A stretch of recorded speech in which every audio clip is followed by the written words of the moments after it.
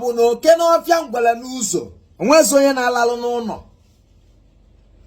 Eri mgbe gọvanọ ji wee chịpụta ndị agụ na-eche mba ude ga-achị.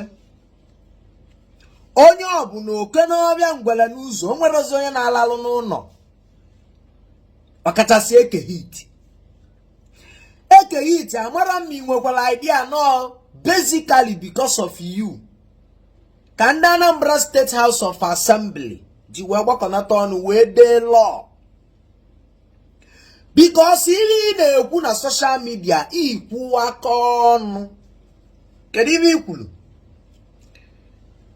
Na ị nwere mmụọ ya awụ ijiri rụọ ọrụ mmadụ ọrụ ma oke ite ma oke awele ma oke iwe niile. 4 days onye eburu ike. Nyabo okwu ikwulu create a lot of negative impact on the youth. Abu na ọmụnwa bụ Soludo.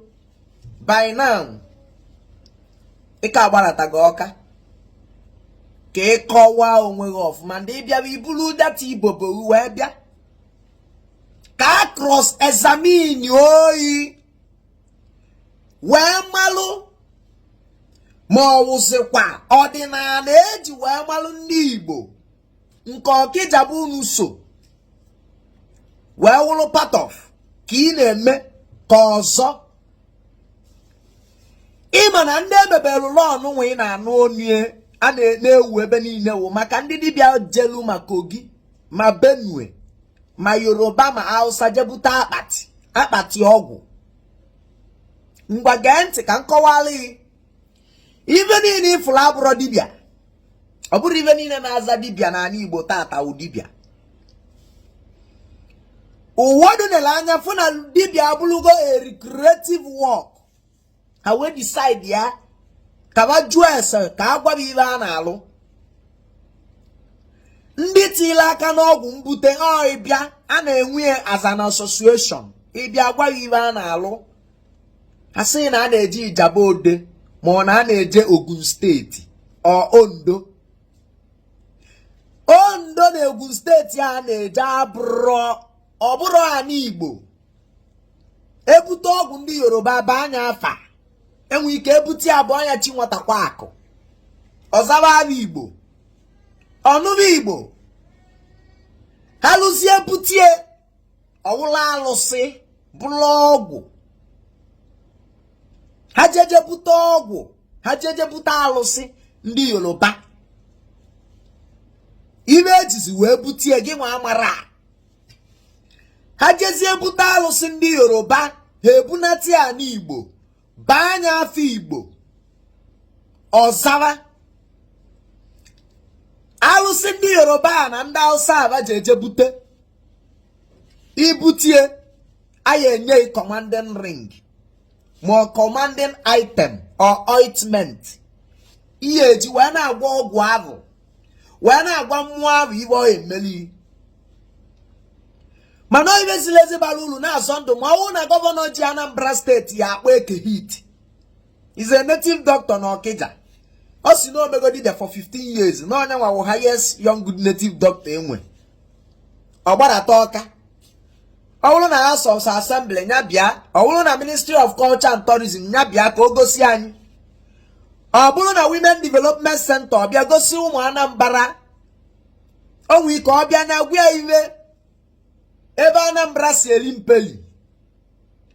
Ma ebe ọchịchị gọọmenti si afịalụ steeti gọọmenti arụ. Ha si ya biko nya mee ka ọgwụ ya gbanwee nya bụ ọnọdụ ka ọ dị mma. Ma ọ agwụ ya na Anambra steeti ji ụgwọ and na anyị chọrọ ego anyị eji wee kwụọ ụgwọ anyị ji. O wee mee gịnị? O wee mee ọgwụ avọ ọ na-agwọrọ ụmụ okolobịa. O mee ọgwụ avọ o ji aghọrịgọrịbụ people ka ọ lụọla Anambra steeti ọlụ ka ego anyị eji na-alụ ka ego gọvanọ ya eji na-alụla anya ọlụ multiply ya. Maka na ego ọbụla ọ ya awụ ọgwụ ma ọ wa alụsị nye gị ihe na-eji rụpụta kọmpini ebe ụmụaka ya eje na-enweta ọrụ na-alụ ọrụ wee na-egbo mkpa wee na-earn their living. ega adra what stressing yourself for. Yes, you go GLK. A club, buo nwa, pour champagne, oppress ya, made this, made that, or what he was so. He put the ego because now losing the ego. He put you on a new narrow. On a new what don't get club weekend the tea club na Wednesday, one club with your few friends. If you're there, you kill 5 million. Mana mbanya ye for you back here nelu anya na okuni ni fu no nwere investment for time. Mana ndumodu ncholi inye ndị yutu. N'obodo anyị bụ Anambra bụ.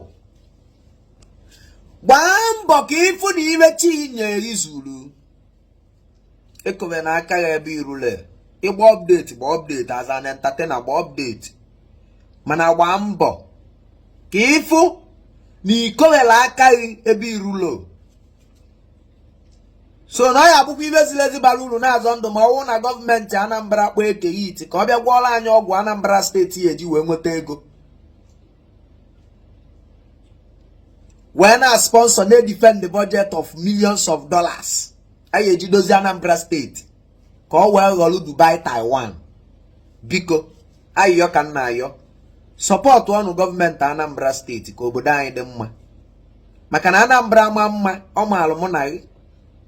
Anambra steeti ma mma tọọ ụtọ tọọlụ mụ na gị. Mgbe nna Asaba anata m Anambra fụ ka Soludo si edozicha obodo na-alụ ụzọ. Ọtọ m ụtọ. Mfụ na ọkụ na-adị na Anambra karịa Asaba nwanụ mgbana. Na Anambra enwego good road karịa Asaba mgbana. Wee chee iche wee sị mba na mma ana. I will go home. Onya wụ na nnata. So biko nke abụrụ politics, nke abụrụ campaign. Support godu na onye nke awụ gọvanọ kịta nya onye ji the mantle of leadership kịta. Mgbe atụwazikwa alụ poll. Onwezi onye ọzọ ifili ka mma. Fine. But for now, let us pray for him and support him. Ọ gọvanọ anyị niile ka ọwụ. And o nwere ka ọ esi make a personal decision as a sitting governor. He will make a decision that will favor all of us. Ekene mu.